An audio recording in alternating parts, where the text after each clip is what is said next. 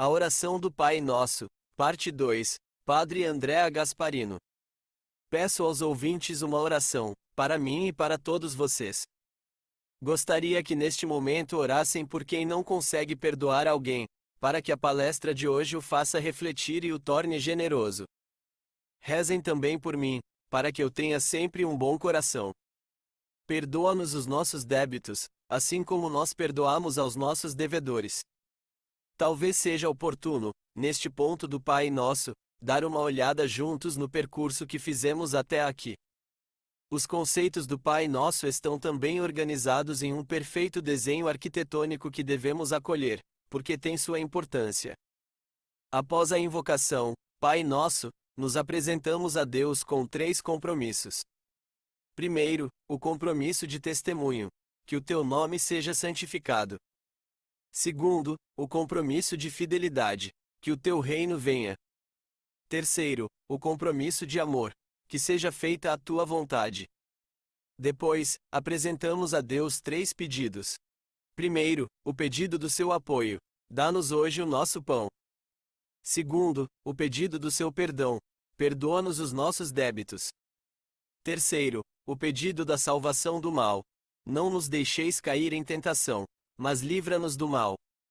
Primeiro, por assim dizer, o homem é convidado a cumprir os 3 compromissos. Depois, pode pedir. Primeiro, o homem se compromete a ser como Deus o quer, depois pede o que é necessário para as suas necessidades materiais e espirituais. Veja como o Pai Nosso é bem estruturado. Iniciamos com a exegese do texto, perdoa-nos os nossos débitos, texto de Mateus. Lucas, em vez disso, diz, perdoa-nos os nossos pecados, e assim explica que os débitos para com Deus são os nossos pecados. É interessante a precisão. Lucas usa um termo grego equivalente a erro. Usa o termo que os arqueiros usavam quando não acertavam o alvo. O erro, o termo equivalente a erro, é curioso. O homem comete um erro. O cristão diz, comete um pecado. O não cristão pensa, é um bom lance, mas Deus lhe responde, não, é um erro.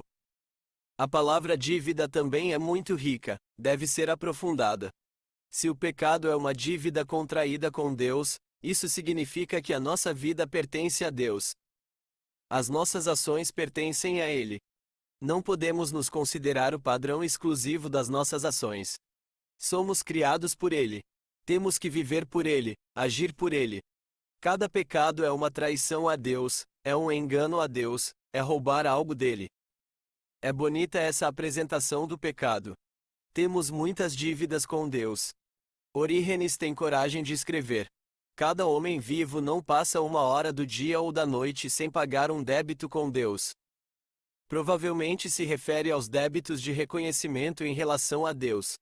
Mas os nossos pecados são certamente ingratidões verdadeiras em relação ao seu amor. E essa ingratidão nos envolve da cabeça aos pés, nos acompanha como a sombra.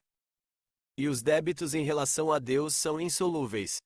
Parece que Jesus nos ensinou que são insolúveis. Na parábola do servo impiedoso, mencionada em Mateus 18, o devedor devia ao rei 10.000 talentos, diz Jesus. Sabe o que são 10.000 talentos? É o equivalente a 55 milhões de liras de ouro. Uma cifra impossível. Diz que nós, com Deus, algumas vezes temos um débito assim, 10.000 talentos, uma cifra impossível. Pense que o que as 5 províncias da Palestina pagavam de taxa aos romanos era 800 talentos. E aquele devedor devia 10.000 talentos. E o rei o perdoou completamente. E depois ele vai e enforca o seu companheiro, que devia poucos centavos. Veja de que maneira drástica Jesus nos apresenta o problema. Deus é muito generoso conosco. E nós, muitas vezes, não o fazemos com os outros. Não somos capazes de perdoar. A frase, assim como nós perdoamos aos nossos devedores, tem essa variante em Lucas, porque nós também perdoamos. Essa variante aparece nos melhores códigos gregos, parece fiel. Aparece, porém, a frase de Mateus, assim como nós perdoamos aos nossos devedores. O significado, em grande parte, é o mesmo. Mateus liga o pedido de perdão a um compromisso formal de perdão. Uma decisão de perdoar. Lucas fortalece o pedido de perdão com o fato já acontecido, de um perdão já concedido. A ideia de Cristo, porém, é claríssima. E foi expressa muitas vezes, começando pela frase de Mateus 7.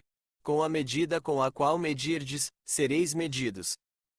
É aquela de Marcos 11, 25. Quando estiverdes a orar, se tiverdes algo contra alguém, perdoai-o. Porque também o vosso Pai, que está nos céus, perdoe a vós os vossos pecados. São Gregório Niceno comenta assim a frase do vosso Pai. Deus precisa que a sua conduta lhe dê um bom exemplo. Nós convidamos Deus a nos imitar. Perdoa-nos como nós perdoamos. Vê, Senhor, disse São Gregório Niceno, mesmo que eu seja um pobre miserável e tu o grande Rei do universo, eu, porém, tive misericórdia. Imita, então, o teu pobre servo na misericórdia. Deus nos perdoa. Se Jesus nos faz pedir, é uma realidade possível. Ninguém é tão grande como este dom, o perdão de Deus. O peso do pecado é grande sobre o homem. A necessidade da paz é uma necessidade real, profunda. Quando ela existe, somos profundamente felizes, mesmo que tivéssemos tantas cruzes. Quando podemos dizer, estou em paz com Deus, Deus está contente comigo, o homem é realmente feliz. Os pesos que deve carregar, o que significam, se há nesse coração essa felicidade? É verdade que Deus perdoa os pecados. Qualquer pecado. Como podemos ter a certeza de que Deus nos perdoará os nossos próprios pecados? Aqui estão as perguntas que nos colocamos. Se Deus nos perdoa os pecados, qualquer pecado, mesmo grave, mas tem um pacto. Que o coração seja separado do mal, que no homem exista tranquilidade. Tranquilidade é verdade. Que nele exista boa vontade. Depois, aqui, no Pai Nosso, Jesus adiciona que ele também seja bom para os outros. Todo esse conjunto de condições, os teólogos o chamaram de arrepimento. Se estamos arrependidos, é seguro, porque Jesus garantiu que Deus nos perdoa. Se o homem tem arrependimento, Deus o perdoa. Deus o perdoa imediatamente. Deus o perdoa totalmente. Jesus só disse que há um pecado que não pode ser perdoado por Deus. Ele o chamou de pecado contra o Espírito Santo. Leia em Mateus 12, 31. Jesus disse: o que é? Provavelmente é a aceitação, de olhos abertos, da mentira. É isso, a mentira contra o Espírito Santo. É entender o mal e querer fazê-lo. É, na verdade, a falta de arrependimento. Sem arrependimento, Deus não pode perdoar. É isso, o pecado contra o Espírito Santo, o defeito de arrependimento. Então, Deus nos perdoa. Jesus o fez muitas vezes na vida, e o ensinou com absoluta clareza. Deus nos perdoa quando estamos arrependidos. Ao paralítico, ele diz: o doente pediu a cura. Ele lhe deu a cura do corpo e a cura da alma. Por que o fez? Viu uma grande fé nele. Fizeram-no descer com as cordas em frente a ele. E grande fé, o que é, senão uma grande vontade? À adúltera, ele disse: não te condeno. Vai, e de agora em diante não peques mais. Esta página, que a partir de um certo momento na história da Igreja foi removida do Evangelho, porque parecia muito indulgente em relação ao pecado, foi muito mal compreendida. Cristo é mais do que explícito contra o pecado. Não é indulgente de forma nenhuma. De fato, diz: vai. De agora em diante, não peques mais. Vê-se o pecado naquela mulher. E pede que este pecado seja bem erradicado. Vai. Não peques mais. Ao publicano Zaqueu, em Jerusalém, Cristo perdoa. Jesus, em sua bondade, se concede a ele, proclamando: a salvação entrou nesta casa. Mas o que determinou o perdão de Jesus? O pecado. Aqui, de fato, como Zaqueu o apresenta. Aqui, Senhor, eu dou a metade dos meus bens aos pobres, e se defraudei alguém, o devolvo 4 vezes o tanto. A pecadora, na casa de Simão, Jesus diz: os teus pecados foram perdoados. A tua fé te salvou. Vai em paz. Mas por que Cristo lhe perdoou com tanta prontidão os seus pecados? Ele mesmo explica a Simão, que se escandalizou. Os seus muitos pecados foram perdoados porque ela amou muito. O pecado é boa vontade, é amor, é fé. Se há o perdão seguro de Cristo. Ao bom ladrão na cruz que grita a Cristo: Jesus, lembra-te de mim quando entrares no teu reino. Jesus responde com prontidão: Na verdade, te digo, hoje estarás comigo no paraíso. Por que o perdoou? Porque viu a sinceridade do pobre homem que, ao outro ladrão crucificado com ele, disse: Nós recebemos o justo pelas nossas ações. Viu o pecado naquele pobre homem e imediatamente o perdoou. A sinceridade e a fé. Aqui está o pecado deste pecador: reconhecer o pecado. Primeira etapa do pecado. Depois Jesus o declarou solenemente: o perdão dos pecadores é seguro. Aqui está uma declaração bem forte de Jesus. Mateus 9,13.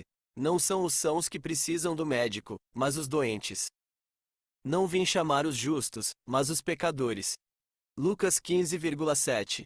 Há mais alegria no céu por um pecador convertido do que por 99 justos que não precisam de conversão. Mateus 18,16. Deus se alegrará da ovelha encontrada mais do que por 99 que não se perderam. Porque o vosso Pai não quer que se perca nenhum desses pequenos. Se há arrependimento, há o perdão imediato. Isto é seguro em todo o Evangelho. Mas Cristo quis fazer ainda um passo em frente para uma segurança maior do homem. Deu à Igreja o poder de perdoar os pecados. Está no Evangelho de João, capítulo 20, verso 22. Recebei o Espírito Santo, diz aos apóstolos, depois da ressurreição. A quem perdoardes os pecados, serão perdoados. E a quem não os perdoardes, não serão perdoados. E nasce na Igreja o sacramento do perdão, o sacramento da reconciliação, o sacramento da paz e da alegria. Foi a maior garantia para o homem, operada pelo Cristo ressuscitado. O primeiro dom de Cristo ressuscitado para fazer ressurgir o homem de toda a tristeza. O homem, então, é seguro do perdão de Deus. Mas o perdão de Deus é ligado ao seu arrependimento. Mas como o homem pode ter segurança até o fim do seu arrependimento? Então, Jesus estabeleceu que havia um juízo acessível, a Igreja, para dar segurança e paz. O sacramento da reconciliação nos dá, assim, a maior garantia de paz. A paz no coração do homem, através de uma confirmação da Igreja. É comum dizer: mas por que o perdão dos pecados deve passar através do perdão de um sacerdote? É simples. Cada pecado do homem é um débito com Deus, mas também é um débito com os irmãos. Perdoa os nossos débitos como nós os perdoamos aos nossos devedores. Se nós tivéssemos feito o Pai Nosso, provavelmente teríamos dito assim: Pai, perdoa os nossos pecados, mesmo que nós não consigamos sempre perdoar aos outros. Jesus não fez essa opção. Jesus é enfático: é preciso perdoar, custe o que custar. Jesus explica que Deus ameaçará assim o pecador. Está no Evangelho de Mateus 18, 33. Não devias, talvez, também ter piedade do teu companheiro, assim como eu tive piedade de ti? E Deus o faz punir severamente. Também o vosso Pai Celeste dará o castigo a cada um de vocês, se não perdoarem de coração o vosso irmão. Jesus tem piedade de quem, passando pelo uso hebreu, perdoa até 3 vezes. Os hebreus perdoavam até 3 vezes, dizem os especialistas. Então, Pedro, que pergunta a Jesus: até quantas vezes devo perdoar? Até 7 vezes. Mas Pedro decidiu ser generoso, porque estava pronto a perdoar até 7 vezes.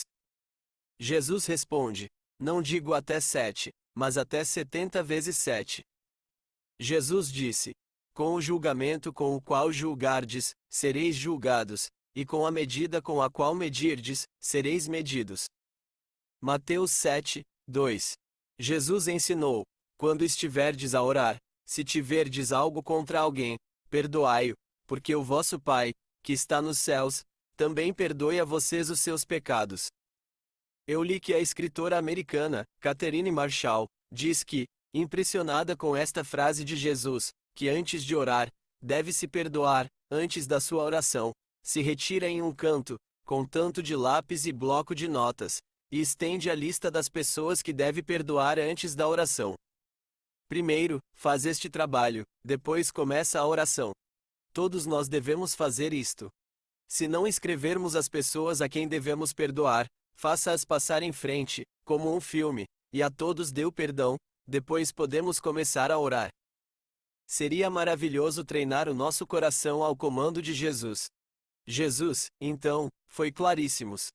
Depois da transcrição do Pai Nosso, Mateus diz: se vocês, de fato, perdoarem aos homens as suas culpas, o vosso Pai, que está nos céus, também perdoará a vocês.